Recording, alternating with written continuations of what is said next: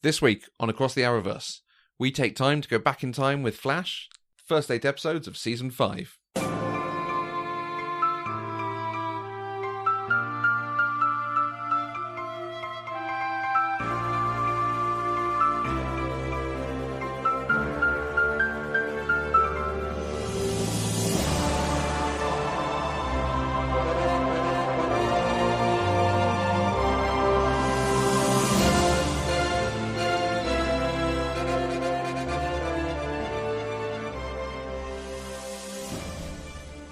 Hi everybody, and welcome to Across the Arrowverse. I'm Matthew Vose. And I'm Catherine Vose. Just before we get into the discussion today, we want to remind everyone that we have an exciting competition, giveaway, prize, merch, swag thing going on. Yay. Yep, not Mandy. You're not Mandy. Oh, I'm not Mandy. You're not Mandy. No. She and I have been talking about this a lot. Catherine? Last time I looked. Is it Catherine? Okay. With a K? You could call me Magenta if you like. Magenta. Why Magenta? I always wanted to be Magenta out of the Rocky Horror Show. I'm lucky, you're lucky. We're all lucky. Lucky? Rocky. Competition. Do you want to tell people how they can enter? Do you want to tell them what they can win? What do you want to tell other people? Well, I'm basically really excited about all the exclusive stickers, magnets, and coasters for the 3 cups of coffee that I've got in front of me. Woo! Yes, we have some merch for our network and our podcast shows. So if you want to win these, you can recommend us on Twitter using the hashtags for each show. So you can do one per show. Tell everyone, this is amazing. That if you like DC, you will love Across the Arrowverse. Go and listen to it. Hashtag ATAV. If you like movies, go listen to Pop Culture Deprived. Hashtag PC Deprived. If you like Southern American culture and how it's represented in TV and film, go listen to hashtag SF Pop. If you like Discovery of Witches, at Desire Made Real for our Desire Made Real Discovery of Witches show. And if you like cakes, and who doesn't like cakes? And bread. And bread, and biscuits, and scones, and baking pizzas on pizza stones. Croquembouche. And croquembouche, and langue de chat, and all sorts of baking-related things. And you particularly, you must love the Great British Bake Off. Go listen to hashtag Worth the Calories, our Great British Bake Off podcast. Yeah, I think you'll have run out of characters, even with the new extended Twitter. Exactly. With that. Do one per show, one per hashtag, and you can enter up to 5 times. Yep. One per show. And you can rate and review us on your podcast app listening platform of choice. So Apple Podcast is the obvious one. Wherever you listen, drop us a screenshot, drop us an email, something showing where your review is, and we'll enter you as well. And again, one per show. So you can enter up to 10 times for a bit of merch, swag, giveaway, physical stuff. Excellent stickers, coasters, and magnets await you. Right, on with your regularly scheduled Across the Arrowverse. This week, The Flash, Season 5, Episodes 1 through 8, including the highlight, Episode 100 of The Flash. They've made it. It's normally about Season 5. For these shows that do 20-plus episodes per season, Season 5 is about the normal time for it. And they came and they did it. They did, indeed. But we've got a lot of episodes to get through before we get there. We have. We talked in Supergirl how there were a lot of stories going on, a lot of different things going on, some that hadn't really started, some that were being hinted at, some that were doing things. It's got nothing on The Flash. Yeah, how many different plots do we think we've got going on? There are so many stories going on. Yeah, I'm on to my second hand. Maybe? I don't know. So, I think we might actually, rather than taking this plot line by plot line as we've done with the other shows, let's take it character by character. Yeah, that works for me. Yeah, because I think it's actually doing a lot more character work, or the plots are based around characters. And character growth and development. Exactly, more than storylines where everyone's involved. Agree. So I mean, the first on my list is Nora, because she is our new character, and she is the driver for the big plot line. Yes. In some ways. Although she also isn't in other ways. Yeah. And I feel like we have both the plot of her that has a lot going on, which obviously we got a twist at the end with some other stuff coming on, which was, again, being nicely hinted at. But we're also getting plots of her getting to know her family, getting to know her parents, being involved with people. Again, lots of different plots for one character. Before we start going into all her plots, can I ask you I was about to say a controversial question, but it's not controversial, but Do you like Nora? Generally, yes. I think we've had 1 or 2 occasions where she's been slightly stroppy teen. A bit too much. Just a bit too much. Other than that, I'm quite enjoying her as an addition. It's feeling like it's expanding the universe of The Flash again to me. So the same question back at you. Do you like Nora? What do you think of her? I feel like I'm supposed to like her. Okay. I actually find her really quite irritating. Oh, interesting. And bizarrely, I'm feeling quite protective of Iris. Oh. I don't like... I mean, it is...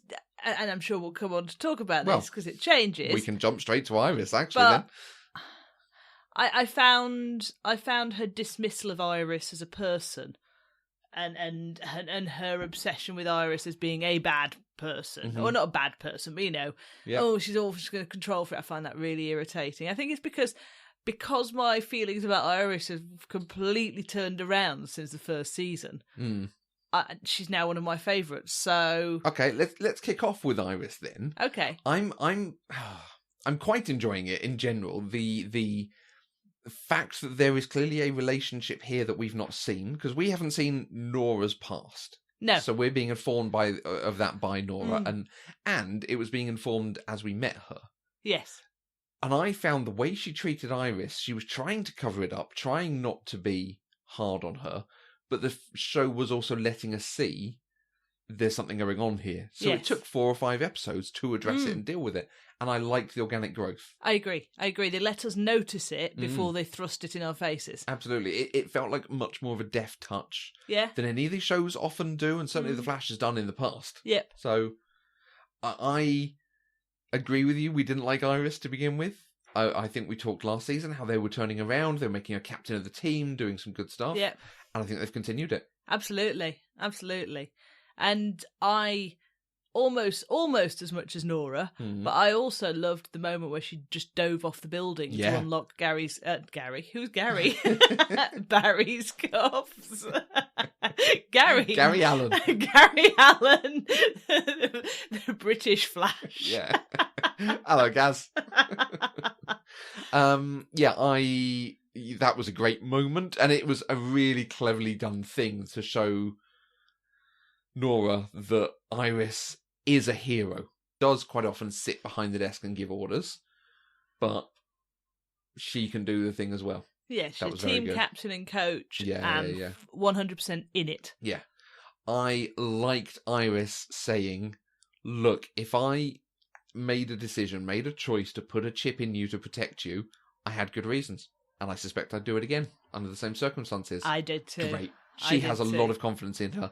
And then they doubled down, and Barry said, and I support my wife, and yes, I'm on her side in this. Yeah, they are a team. I really like that. Yeah. Really like that.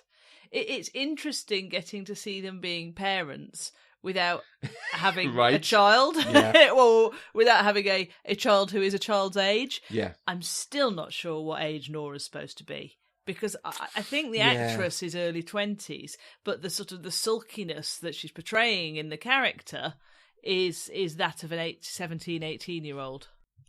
So, Nora West Allen, XS. Dreadful name. First time I wrote it, I did write EXEESS. Yeah. I thought that was her name, not extra small. Yeah. She is played by Jessica Parker Kennedy, who is 34. No wonder I'm getting a jarring sense of I'm not buying this age. Because she's very cute and little, but the character she's portraying is definitely not a 34-year-old.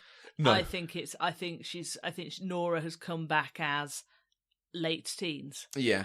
I feel like I can just about buy it, I think, if she's early 20s.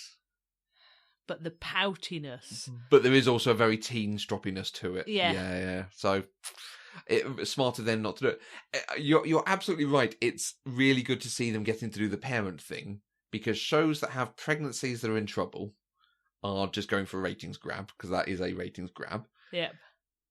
Pregnancies are in some ways an interesting thing to do, but it does sideline one of your characters potentially. And then having a baby, you have to always write it. You have to always have the baby in mind, because it's so easy to forget. I remember EastEnders occasionally remembered they had this kid in one of the families. Yeah. And then finally he got old enough to be involved in plot lines. It was like, oh yeah, they have him. We just haven't seen hide nor hair of him. Exactly. And do we really want to have to... Well, I suppose we're going to have to deal with childcare issues for Joe and Cecile, but they're far less of a thing. Yeah, and we'll come to them in a second. So, Iris, still great. Yes. And this has made us more pro-Iris, I think. More Team Iris. I'd quite liked Iris to be a speedster again. I can't remember what... my memory for plot details is rubbish. I can't remember why she became one and why she stopped being one. Because... there was a Meta who could transfer powers, and he transferred the Flash's powers to Iris. He did. So let's credit Iris. If we were talking the actors, Candice Patton, she is really good. I think the character wasn't great. The actor has always done a good portrayal. Agreed. But wasn't written well, and now they're both in sync. Yes. Strong, in the lead, making decisions, backing herself, and sometimes having to work through the issues. Yeah. So. Yeah, it's working for me. Good. Nora, then. Let's go back to our big plot thing. Yeah. Nora coming back in time, I don't entirely buy. No. And I think that's why there is now this twist kind of going on. It's starting to explain. Yeah, because if she went back in time and saw him hitting the satellite and decided to change it and hit the satellite with him, and that broke up the satellite and everyone survived, does that mean there's an original history where he hit the satellite and he didn't survive, and she decided to change it to save him? But then that's not the newspaper story of him disappearing in the crisis. No. And quite frankly, if he disappeared then, unless Iris has already got a bud in the oven, she wouldn't exist. Yeah. So there's something going on there. I suspect it might be exactly that thing. He did die. And Nora was born, and Nora has decided to go back and change it. And Thorne is the one who's helping her do that. Although, no, it can't be. Because if Barry had died smashing the satellite, he would never have become such a nemesis of Thorne. No. So Thorne would never have done his things. So he must have always destroyed the satellite. Exactly. She just helped him and changed it. Okay, so I'm going to hand wave it and say he did it fine in the world, even though he didn't. Although I'm sure they did show us that he did it, and it didn't work. I might need to watch the end of last season again. Yeah, I don't know. Because also I'm a bit torn, because the twist makes sense. And the twist, again, has been built up too, with us seeing Sherlock doing stuff with her. Yeah, It makes sense. And I'm still hopeful that at some point this house is bitching. It's going to be explained. I don't think we're going to get it. I'm sorry. But it does make sense because of this slight... Even now we've moved past the relationship with Iris thing, there's just... She's just not sitting... She just wasn't sitting right with me, Nora. Okay. And maybe this is why I've not liked her quite as much. But equally, I don't buy... that she is actually evil and it's all part of a sinister plan, because I think her excitement of being with her dad and getting to know her mum and all of that, I think that has come across as quite genuine. Agreed. So I'm not 100... So I feel a bit like if Thorne is sent her back for his nefarious purposes, I feel a bit like she's somehow being duped as well. Yeah. Yes, I think all that was genuine. I think there's more revelations to come. Whether she's a mentee of Thorne, whether both the parents have died, because there was that mention of Dawn. Yeah, who's Dawn? Dawn West Allen. That's a very interesting thing. Now, I have not read up ahead of this. Nora has always been part of, I think, a twins, or she's always had a brother, and there were the two of them who worked together to do stuff. So I don't know if they're rewriting this, and I don't know if there ever was a Dawn, and I don't want to look it up, to be honest with you. No, because we've got some more episodes to watch. So it's making me interested to see what comes of it. Yeah, me too. I'm liking the addition of Nora. I think you're making me wonder if they are going to have a revelation of she's evil, or she's doing this for nefarious purposes, or some extra thing is going to be revealed. Are they basically doing all the stories they can with her before they get to that point? Hey, we've got obvious stories of her falling out with her dad, her falling out with her mum, her falling out with her dad again. and eventually then we get this revelation. But let's get all those stories done quick. And I feel like they've had one too many, but fine. Do you think she is an addition to the cast for this season, plus cameos last season only? Or do you think that she will actually become a permanent team member going on into future seasons once we've worked through the overall arc of this season? I'm not sure, because I could see her becoming the villain. I could see them doing something where it turns out she and Thorne are working together, or something. Yeah. So, I think it's a little too early to tell. C'est difficile. Because it could be she's not, and it's all just been fake. I like you, I don't think that's the thing, but my prediction is this is teenage poutiness. Yep. Perhaps Dawn was Iris's favourite in the future. Oh. And she's both been fettered for her own protection and also has a teenager's sense of isolation. And it's driven her to this mentor who she feels a loyalty to and who has not been quite truthful with her about what she's sending him back from the past. Yeah. And so I feel that she's about to be in a series of conflict where she starts to realise that what she's being asked to do is not quite right for her parents. Yeah. So I feel like she is a recoverable, accidental baddie. Okay, yeah. That's and where then I'm could going be with. integrated into the series. Can I extend that? Yeah. Dawn died because of her powers, and that's why she's had the chip put in. Bit like Frozen. Yes. She is the ice. She's Elsa. Yeah. Yeah. Dawn, she put the chip in her daughter because whatever happened with Dawn made her wary of people with powers, or she'd become a target or something. Yeah. I mean, it's all leading to we are going to see Iris in the future at some point. Yes. We're going to have explanations of these things, I think. Mm. So we'll see. Cool. Cicada. So let's come to the big season-long villain, as implied. As implied at the start. Yeah. But I think as seems to be the case with some of the other series in this collection. Yeah. They have arcs of they might do arcs, pretend villains being supplanted by bigger villains. Okay. What are your thoughts on Cicada? He's a bit two-dimensional, is my main thought on Cicada. Yeah. I don't. It's just a bit. He's a bit paint by numbers villain. Yeah. And not even villain really. He's a what from our perspective a misguided vigilante rather than a villain. Yeah. You know, he thinks he's doing the right thing by getting rid of as many metas as possible because he sees them as damaging to the world. Yeah. So he's a bit like Arrow. Well, he is reminding me of Prometheus from Arrow. Yeah. That's absolutely what it's reminding me of, is this other vigilante, but who's going farther than our vigilantes deem it to be acceptable. So I'm not enjoying Chris Klein, I will admit. I don't think he can pull off the villainy, the threat of the character very well. So... No, I'm... And who do you think taught him how to use his magical flash-shaped dagger? Dagger. Dagger, exactly. You know, like, because it doesn't strike me that if I'd been in a big sort of satellite crash disaster and my niece was lying unconscious on the floor, I'd go, hey, let me look at this orange bit of zigzaggy metal in my body. I know I can take people's powers away and kill them with it. Now you might have missed then, there was a bit where it flew to him and he caught it. Right. So when his powers started awakening...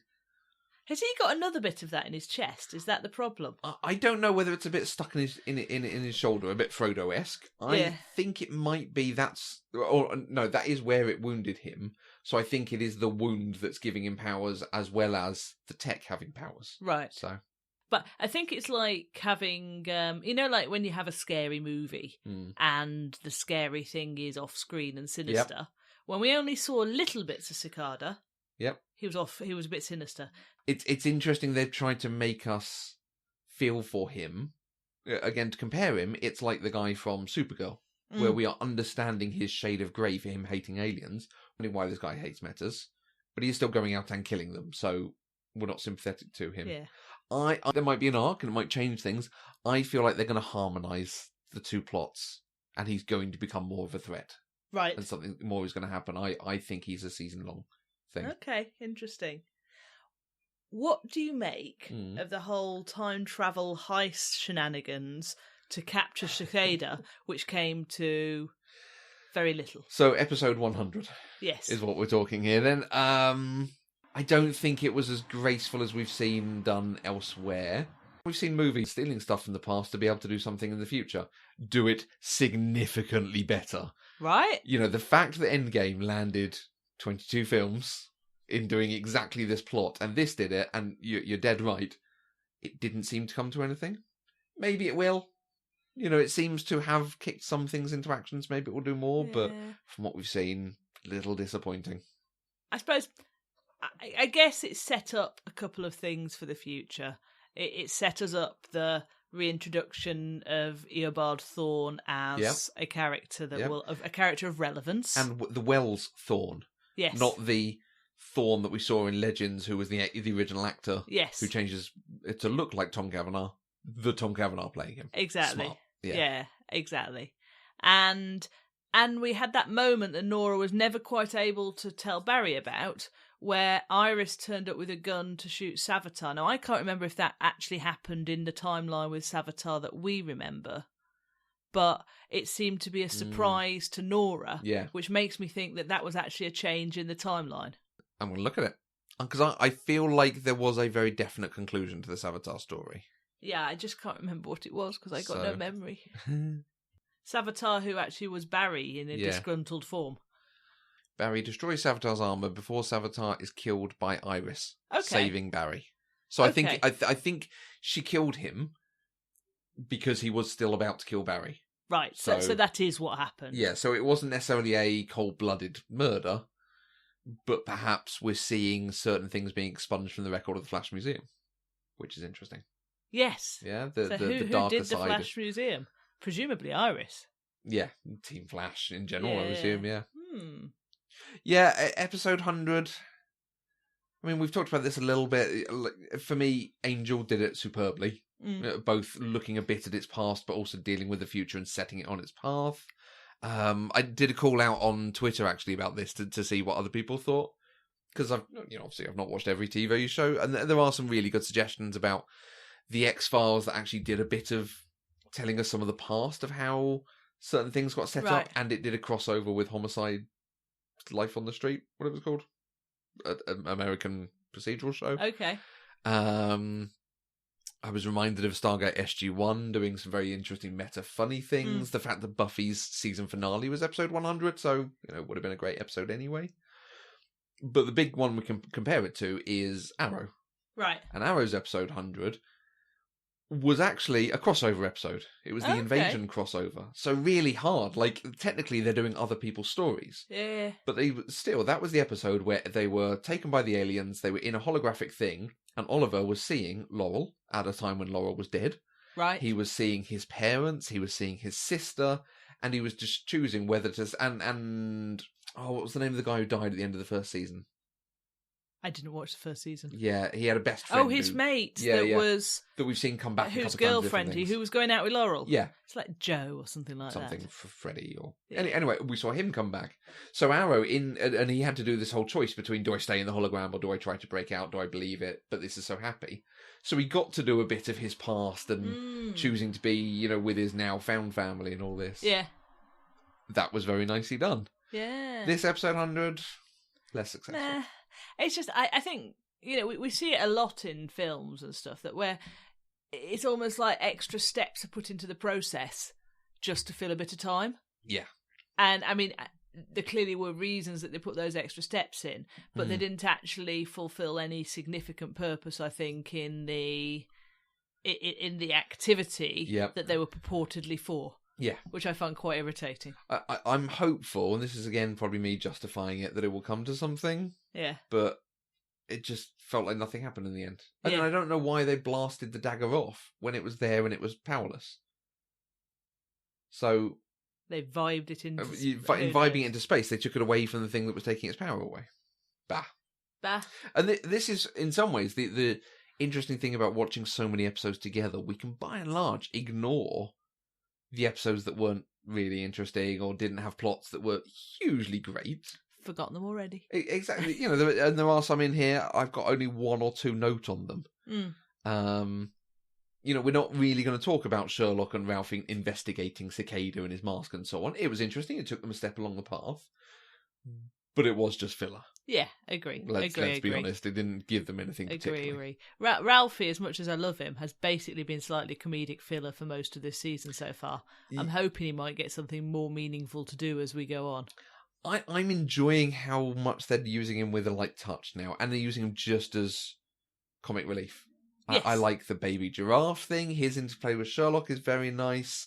I love that he's not a genius, that he's not great at any particular thing, except being a detective. Yeah. Which means they have to remove Joe somewhat, and Joe has been sidelined of anyone. There's very little Joe in this. Joe gets to sit on the sofa and look genial in this season. And reading the newspaper.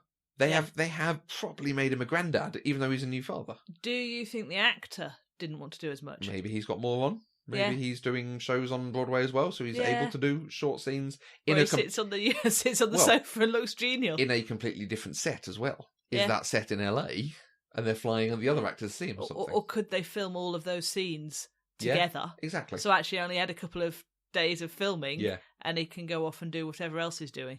But where they're talking about the idea of all the different Earths and things, and Ralph comes in and talks about the many-verse. Bless him, I loved that. I really enjoyed that. It's not high humour, but it's good character-based humour, and they've taken him from being a character we weren't too fond of into someone I'm quite pleased when he's involved in a story now. They seem to have stripped out the overt sexism. Yeah. Because he was quite unpleasant at times. The letchiness. I don't even think it was necessarily sexism. No, it was the just letchiness, yeah. A bit grim, so they've gotten rid of that. He's a nicer character. Yeah. And he is useful. Yeah. Even if he did capture that weird body contorting his powers. thief. His powers are still useful, even if he's being a comedy character whilst he's doing it. Yeah. So, I'm enjoying it. I'd like to see a bit more. Interesting. Okay. But then maybe he got so much to do last season. They did write all the stories they could write for him. Yeah. I'm liking him as a useful supporting character for other people's stories. Yes. They sent him and Cecile off to do a story, and that was Cecile's plot so far. What are you making of Cecile this season? Like Joe, very sidelined. I think I preferred her in previous seasons, but I am liking us having a slightly different dimension, her getting a little bit more to do, a little bit more characterization, and worrying about being a mum on maternity leave and not fitting back in with your old roles, but whilst also being paranoid and protective of your baby is something we have seen friends go through. Yeah, it's quite a realistic storyline. But there are truths in that storyline. Yeah, it's based in reality at the very least. Yeah.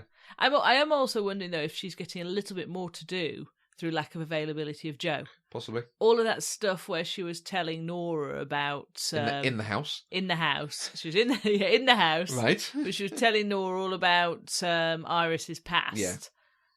That for me would have naturally sat with Joe. Okay.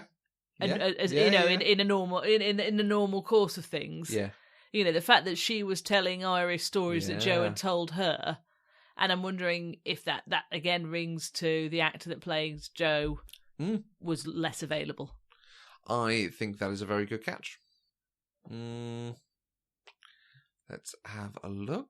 Oh, okay. In its 5th season in 2018, a back injury forced Jesse L. Martin to take medical leave following the show's 4th episode.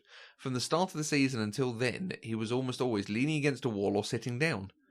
Martin returned from medical leave in January 2019 with the season's 15th episode. Oh, poor guy. So we've absolutely noted it that, he was always shown, just it's him on the sofa with a newspaper, not seeming to do too much. Yeah. Right. Okay. That, understandable. Absolutely. For a much less happy reason than we'd hoped. Yeah. But yeah. And he's got more films, coming out in the future. So, and he was in Rent Live as well. Okay. So nice. Which was in January. Cool. Okay. Cisco and Caitlin. The Killer Frost thing. It's interesting. Yeah. You tell me your thoughts first. What do you think about it? I think it's taken us way too many episodes to get there. I think it was just step by step by step by step, a little bit each episode. I would have rather 2 Caitlin episodes where she's looking into her father's thing and then dealing with her father. I just feel we've had so many beats of it in other episodes. I think I agree with you, and also because we played this game a bit last season as well. Absolutely, yeah. And I'm just like, can we not just kind of understand what Killer Frost is and get on with it, please? Yeah. Yeah. So I'm with you on that. And also, I like the Killer Frost character, so I'd like just to get on with being able to flip it. And I mean, I think we're there now. I think we are, yeah. But it has taken too much of this season to get there. Yeah. And I like that Killer Frost is now not an evil person. Yes. You know, she went to them on that Thanksgiving thing and said, you've got people who love you, and they love me, and I want to be there, so we should go there. And, yes. And you know, she is now not just, I want to kill everyone and be bad. And I feel like they might rename the character. Yeah, maybe let's have what's she called? Kiora, Ice Queen. Oh, yeah. Or whatever. Kiora? Gone. Don't know. No. As ever, Daniel Panabaker is a very good portrayal of Caitlin, because Caitlin herself is just the best of them. Yeah. There was a bit where, and again, this was another thing on the death certificate, but Ralph was feeling a bit put down by Sherlock, so she was like, hey, perhaps you can help me with my thing. She wants everyone to be happy and getting on, and I think it goes unmentioned, and I like it. I like having a nice, positive character. And it's not like she hasn't been through stuff. No. I mean, like, she lost her husband, and then she had all of that thing with Zoom. Yeah, Jay and her, because she was basically falling for Jay, wasn't she? And then Zoom. Yeah. You know, so she's had some tragedy in her life. Now, maybe this is just my hope. Or maybe they really are making this look like it's going to happen. Do you think eventually she and Cisco will be together? No. But they're so lovely. I just want them both to be happy. See, I feel like her and Ralph might be the fit. And I feel like that would be... I don't think they're going to do this because they like drama too much, certainly on the CW. But just an organic... And they realise they just spend time and work well together and get on with each other very well. Actually, they would be better becoming more. Maybe, yeah. So... What we'll probably see, if they ever want to go that route, is Caitlin getting involved with someone as Ralph realises he likes her. That thing. Yeah. But I also like they're not making it about relationships. No, which is positive. Which is also very good. It again allows them to do some other stuff and some other enjoyable stuff. Yeah, and I don't know whether it's. I think it's possibly just how TV shows have traditionally operated, that I'm looking for all the single characters to find significant others. Yeah, within the cast. Within the cast, yeah.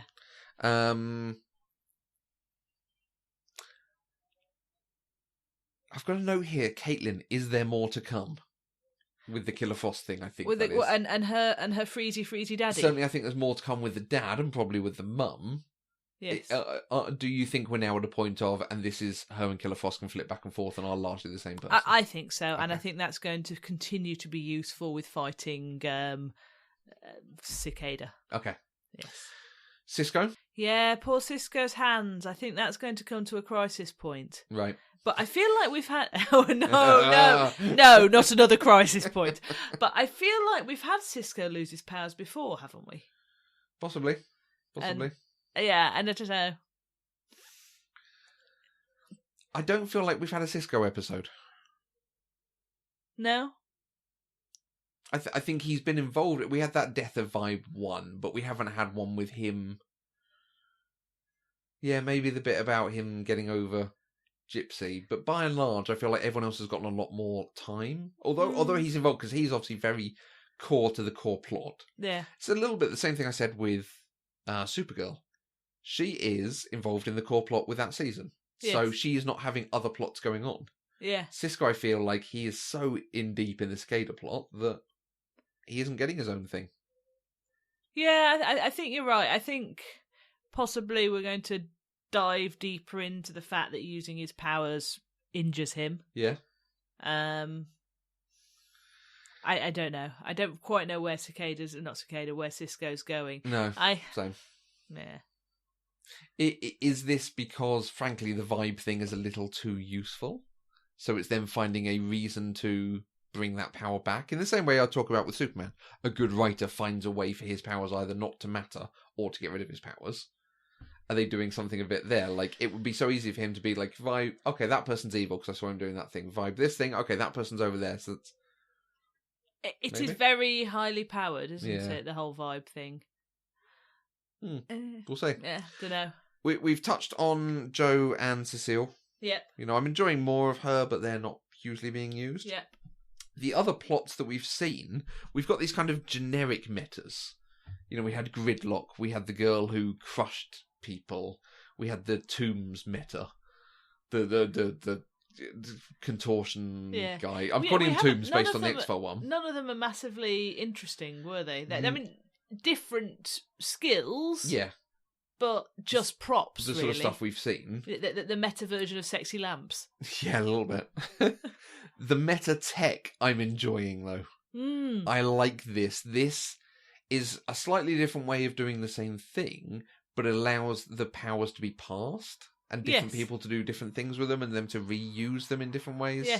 Yes, I agree. I think it's good, and it's a more humane way of non-metas having control over meta powers than the slave trading of metas that we saw in previous seasons. Although Katie Sackhoff was a great addition. She was. What, is she dead, or have we got hopes Captured, of cameos probably, in the future? Yeah.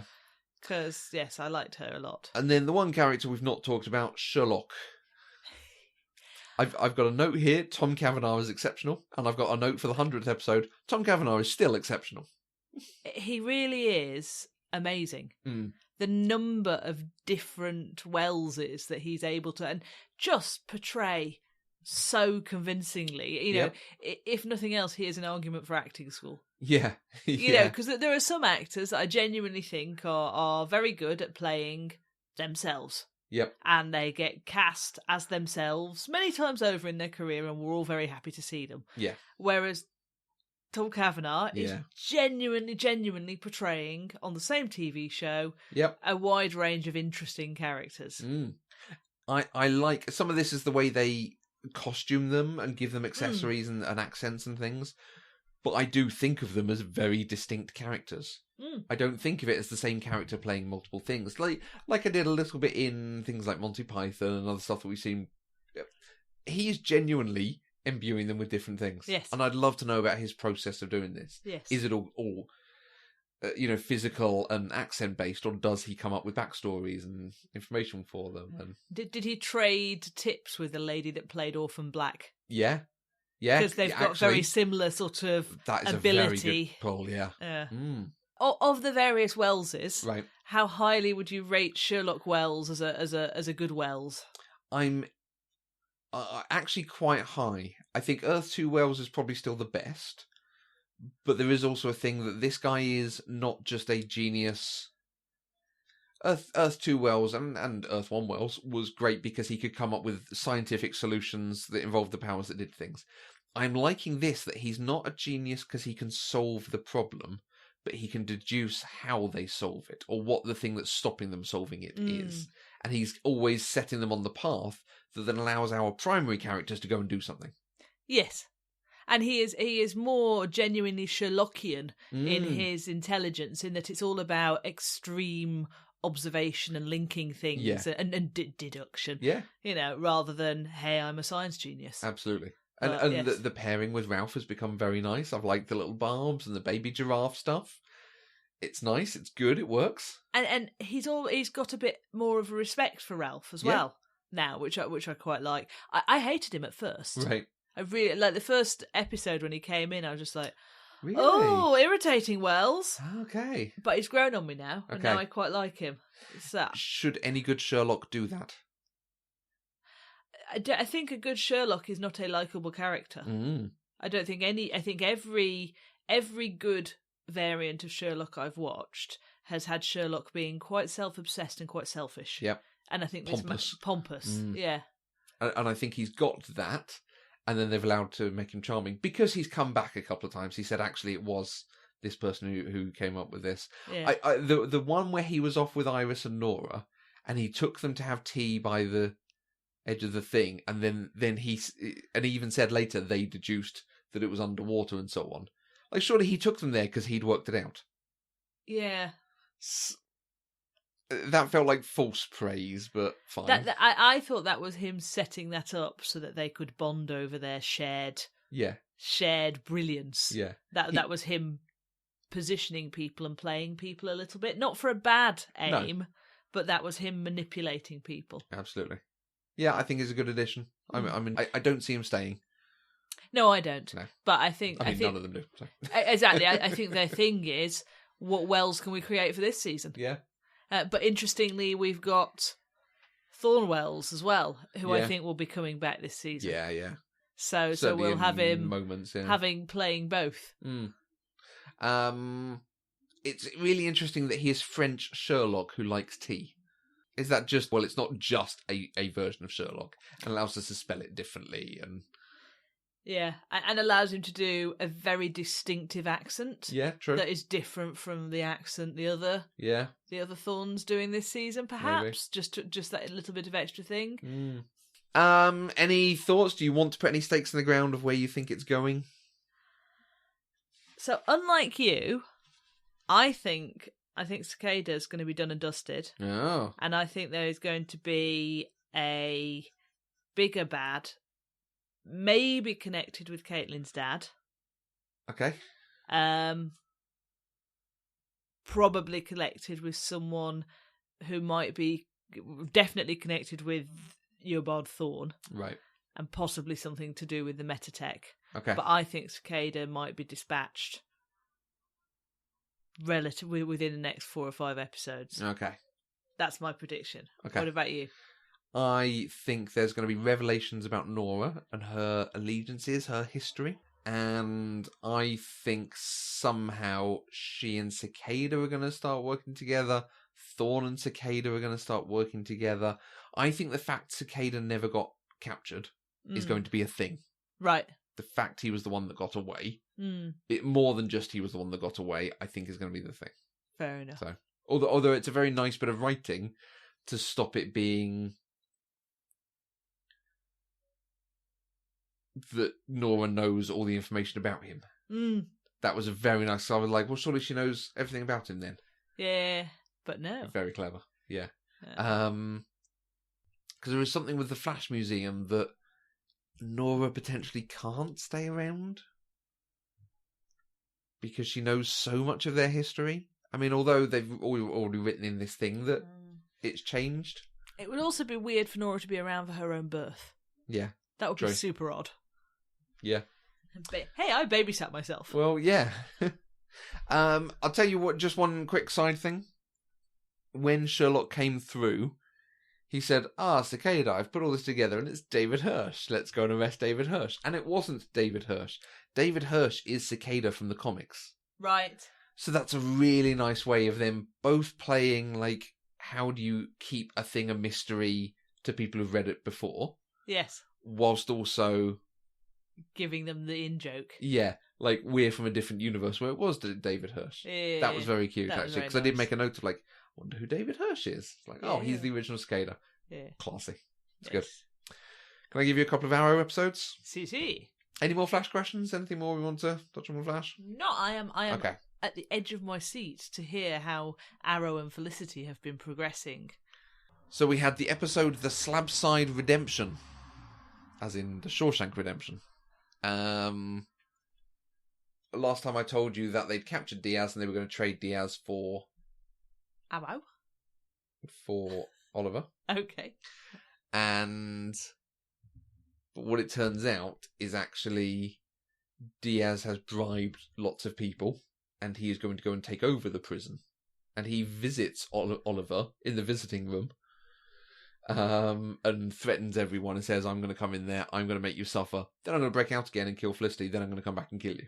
And he basically just levels down all these threats at him. Diaz is a bit psycho, isn't he? It really did get to that point, and it was quite nice. Diaz takes over the prison. he orchestrates a prison riot with all the prisoners doing the thing. One of Brick's sidekicks, so Vinnie Jones's sidekicks, Right. who was one of the sort of prison antagonists. Yeah. He, one of his sidekicks was actually on the Suicide Squad. On the Suicide Squad episodes we've had. Okay. So that's how Arrow knew him. Arrow gets him to turn and help him out. Arrow's crazy sidekick, the sort of small guy who was kind of helping and trying to get stuff done. The one who was getting beaten up and Arrow was pretending not to care. Exactly. It turns out he did kill the guard that Arrow blamed someone else for. And it turns out he has killed other people in the past. Oh. Okay. Oliver and Bronze Tiger, this guy. That's his superhero His crazy name. sidekick? No, the superhero guy. Oh. The other Suicide Squad guy. Right, yeah. He is actually one of the comic characters. It's called Bronze Tiger, Turner. They take out huge numbers of prisoners. They take out Brick. They take out other people. They fight Diaz. Diaz blows up a room. They fight Diaz again. They fight Diaz again. They fight all the prisoners.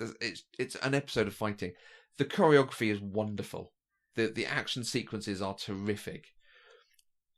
They've basically made Star City Gotham because none of these prisoners help them. All these prisoners want to fight them at this point. All these prisoners are bad, evil people, none of whom are reformed by being in prison.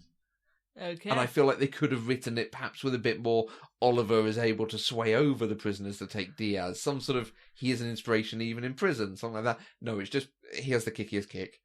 And eventually, in his cell, ends up fighting Diaz and manages to wound Diaz and win. He's got the kickiest. He's got a kickier kick than Diaz. Absolutely. Even though Diaz has the kickiest kick in the world. Exactly. He manages to take down Diaz and he gets out of prison. Right. Fine. And leaves Diaz in prison? And Diaz is kept in prison.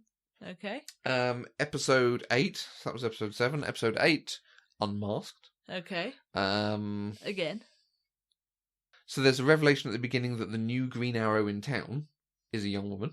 Okay. Which we come back to at the end. In the future, we see the future. They're doing this whole thing searching for this person called Black Star, who's like a cage fighter, who's really awesome woman. Has she got the kickiest kick? She does have the kickiest kick in the cage fight. And they tell her about the death of Felicity, and she was helping Felicity get bombs. And then they go away and they talk about it. They go back and possibly she was helping out. And I can't even remember how that future thing finished. I think with maybe Black Star helping them. Right. Oh, yes, because they've developed a mark of 4 in the future, which is a tattoo that shows they are to be trusted above all else. And that's how future Black Canary, right, older Black Canary, or whatever her name was, it knew to trust him and knew to trust the thing that they found of Oliver's and so on. So that's ongoing. Possibly Felicity is alive, possibly Felicity is dead, possibly Felicity was going to blow up the city except for the Glades. I must say, it doesn't give me hope that anything that they're doing in the present will lead them to be able to retire from being vigilantes and improve the crime stats of. They're being very not coy quite with some Gotham of it. City. Yeah, they are being very coy with some of it. Yeah. In the now, Oliver is out. Oliver is going to an event about prison reform and different things. Someone is an attempted assassination at this thing by using Green Arrow arrows. Okay. But they managed to prove that it's not their Green Arrow. They try to meet with the new Green Arrow to help her out. There's lots of back and forth with the new mayor and the Canary Dinah. Yep. Dinah, who is now the police captain, saying, look, you can't be involved in the Green Arrow. You have to be staying out of it. You have to arrest anyone who's being a vigilante, all this sort of thing. Yeah. And she eventually, to get to the bottom of this and take down the bad guys in this episode who were setting up the Green Arrow to be looking like she was assassinating people, she gets Oliver to suit up as a Green Arrow to come and help her without his mask. Ooh. He has now synergized the two parts of himself. Right. So he is working for the police, so he's not a vigilante. When they need muscle to go and do a thing, he will go and help them. Oh, it seems to be where they're getting to, which is a very nice way. Yeah. Which allows them to get over some of the things, allows him to suit up again. Okay. At the same time, Argus and Diggle are investigating underground stuffs. They find that all these payments and secure things have been happening underground, and they need someone's help to uncover, because it seems to be money going to the Longbow Hunters. So they go in secret without telling Oliver to get the help of Diaz. Like, not even an episode has passed, and they're now keeping secrets about Diaz from Oliver. Fine. And at the end, Felicity is admitting that she has changed, that she did almost kill Diaz, that she is not the person she was when he went in prison. And while she wanted him to be out of prison, she's now not sure that is what she needs for herself anymore. So we have more drama with Felicity and Oliver. Yeah. I'm so bored. It really is. It's like, so no, bored. Let's not do this story again. Come on. Yeah. So, we then have the stinger at the end with a woman in front of a grave saying that she's seen her brother in action and he's impressive, something along those lines. And the grave she's at is Oliver's father. Okay. So it would seem he has a sister who was suited up as a green arrow.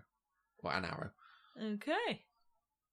So there's some interesting threads going on, but it's the drama we have seen again and again. It just still sounds to me over-convoluted, too much misery, too much kicking. Yeah. And forced drama and conflict through secrets. Yeah. And it's like I say, the choreography, the stunt work is really impressive. The camera work on it's really good. There was just a lot of it, certainly in that Riot episode. I suppose that they're doing things for everyone. Yeah. And that is just not the strand of the Arrowverse that's for me. No.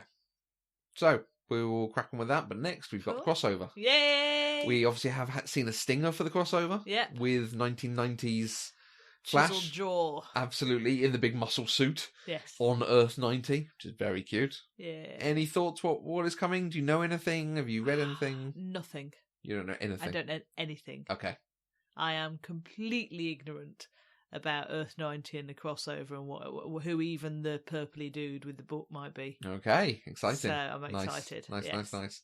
I know one thing which it turns out they actually did as a joke on Legends. Okay. Which I think you absolutely missed. I didn't mention it, but that's the one thing I do know is coming. So I will look forward to discussing that with you next week. Excellent. Great. Cool.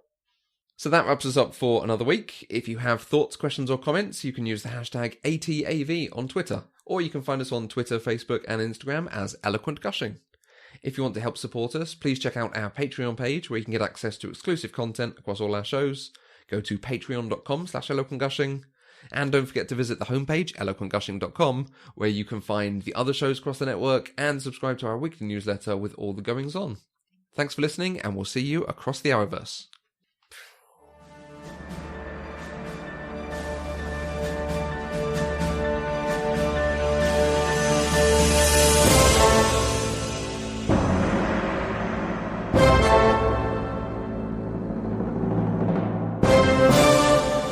Across the Arrowverse is an Eloquent Gushing production. For more shows you'll love, please visit eloquentgushing.com.